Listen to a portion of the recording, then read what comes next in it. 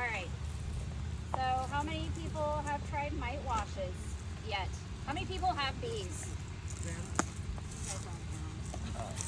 All right. And how many people have done mite washes? Really don't need this on at this moment. You. Okay. How'd it go? Yeah.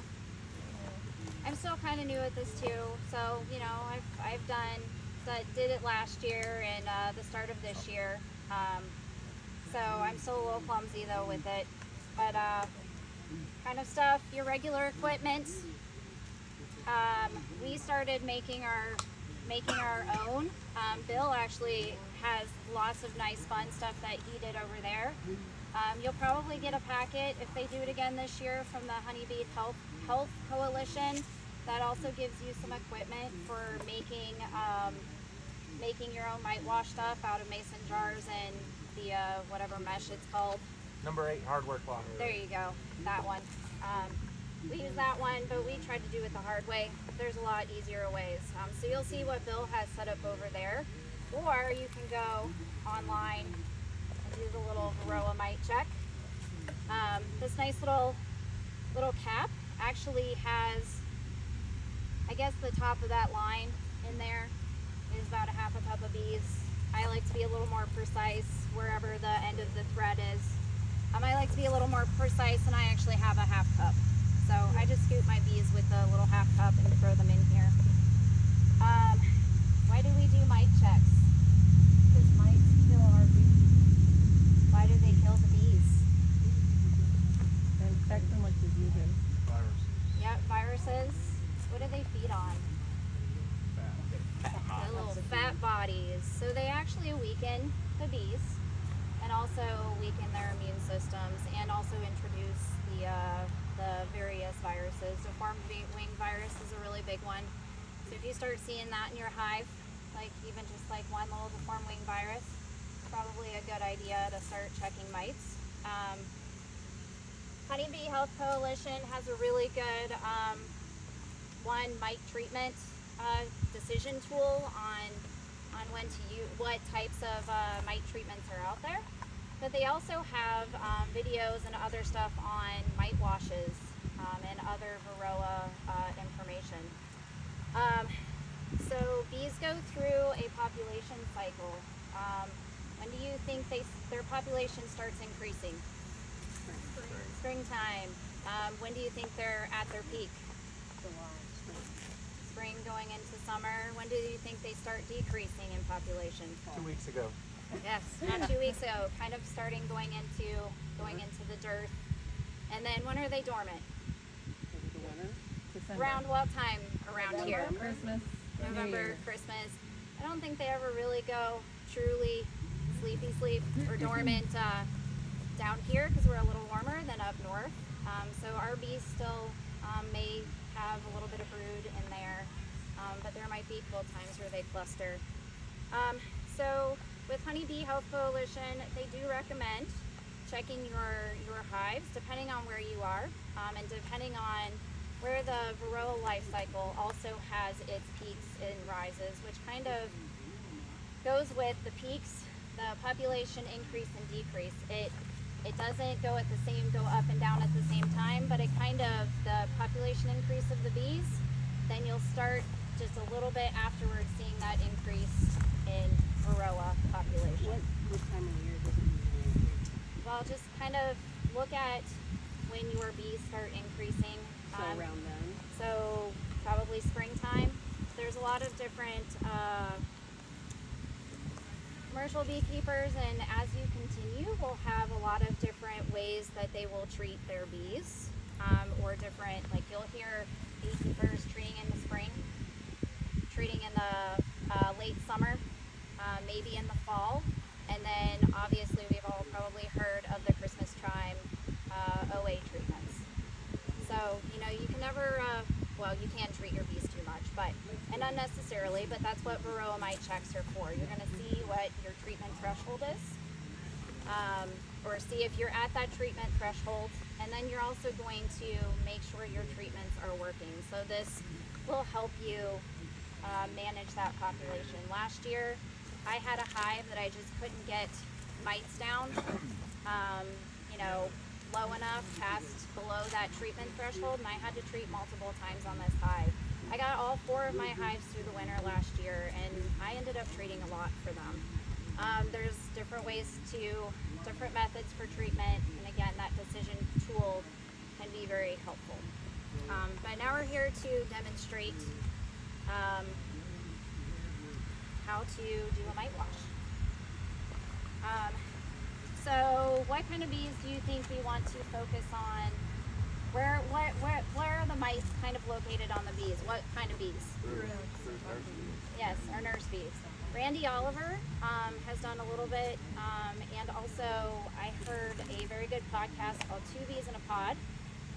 He was on there talking about what type of bees to take besides just the nurse bees, but where in the hive to get your best and more consistent mite counts, because if you take all nurse bees, you might get a higher count versus if you just take adult bees, and there's not going to be as many mites on them. So how can you tell nurse versus adult? So what we're going to do is we're going to go in here. What? Nice. Are you trying to interject? No, I think you said, how do you tell us about their age? They They tell have you. more stripes. I probably let it go out. No, it's smoking. It's still smoking. I didn't put very much in there. Hopefully they're nice bees. I think he has nice bees.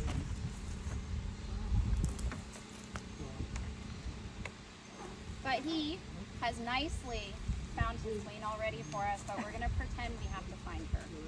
So that's the first thing you're going to want to do is when you're thinking about what frames to take, you're also going to want to make sure that your queen is not on, because she will not appreciate getting mite washed, and neither will you later on. So where do nurse bees tend to live on frames? Brood. The brood.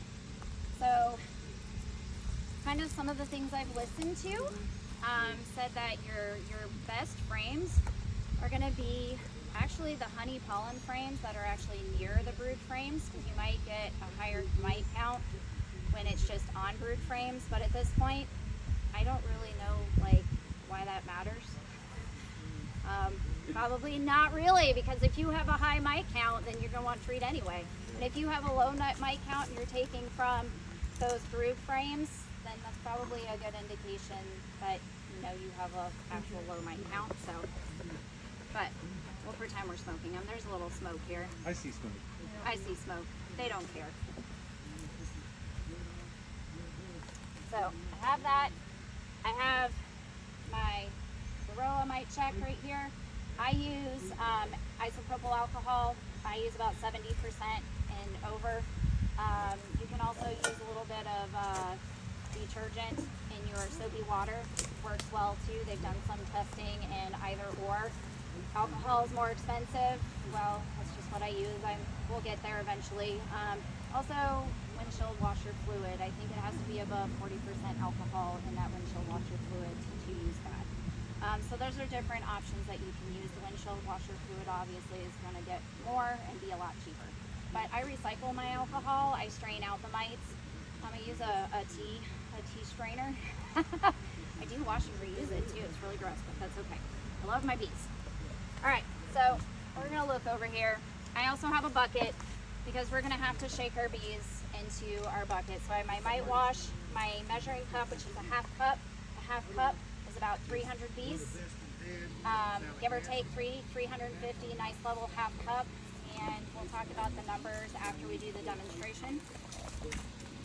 So I'm going to come in here. There's actually a lot of bees. He said this was a problem hive. He's sacrificing this one today. Some. They're just bugs. They're just bugs. I'm still working on that. I quit naming the queen bees years ago. Huh? I quit naming the queen bees years ago. Well, I don't name them. They do like to be talked to quietly.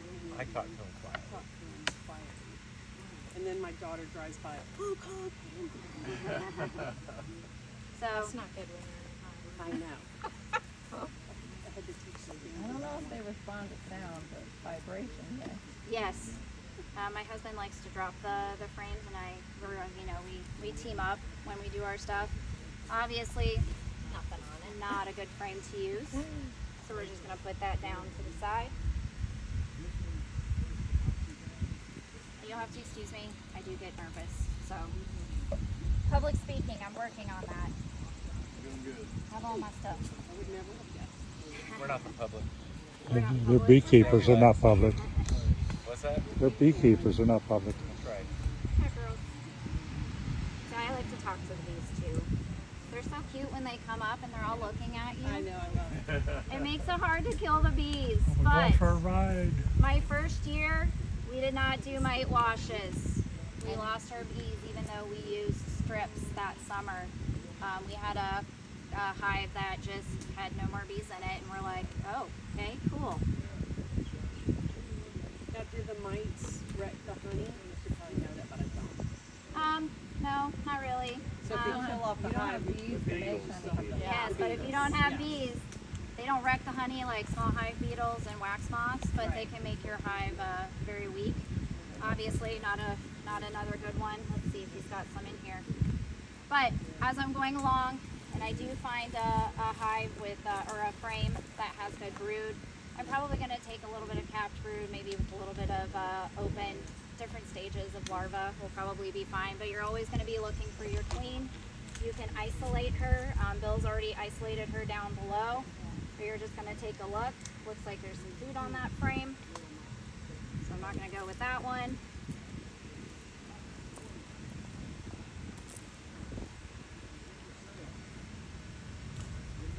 So these kind of live in Yeah. these don't stay here. They do. Every once in a while. But I had some big cowhide ones or whatever. I couldn't manhandle. So I you know, I got these, and I got like the latex dishwashing gloves, but my hands sweat so bad. oh my gosh, mine sweat like crazy. In those, I usually use my cowhide for these, depending on what I'm doing. Alright, so this one is a food and pollen frame. Probably at this point, because we're in the middle of the hive, I'm probably not, this is probably going to be more of a food frame up here. I'll just check one more, see if we have some brood, and then if we don't, we'll just take some bees. You may not get any mites if these are more adult bees than younger bees.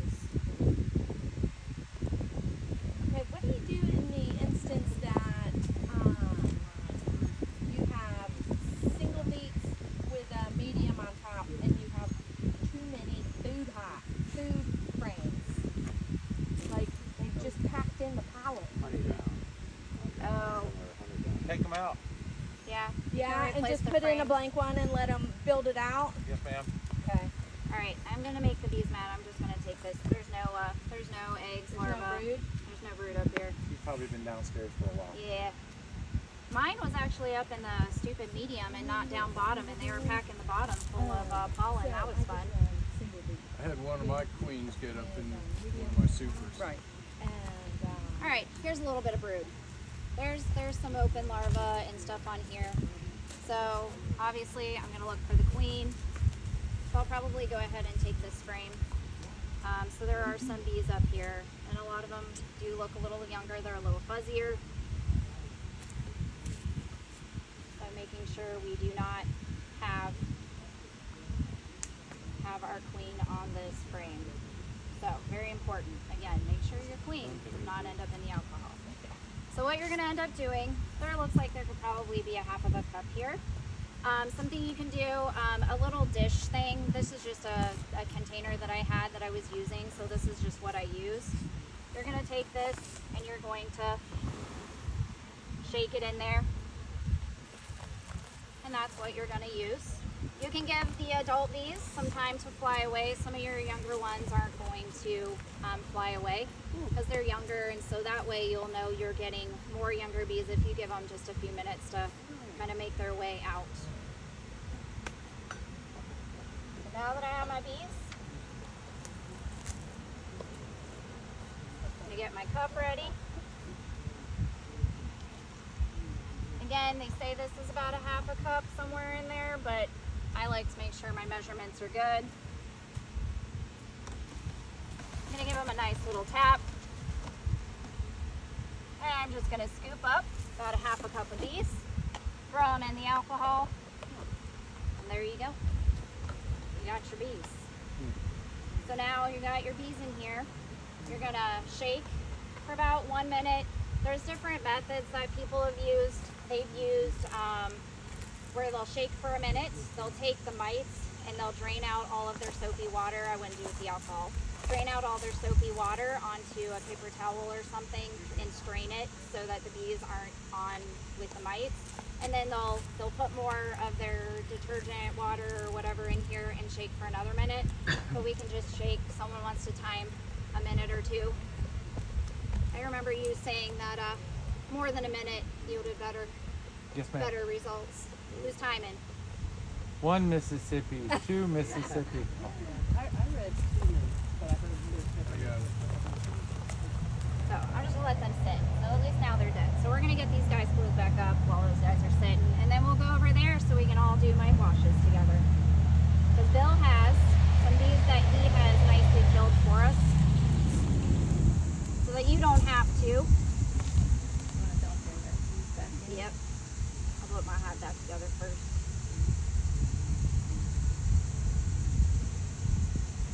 They're angry. He's got nice bees though. Now I really have no more.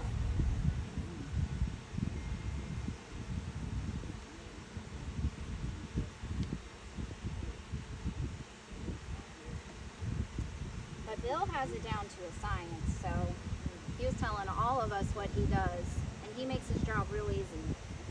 I'm jealous.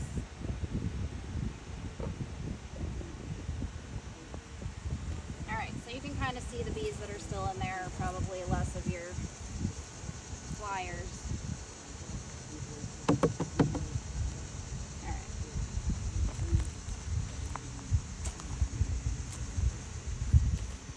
Grab that.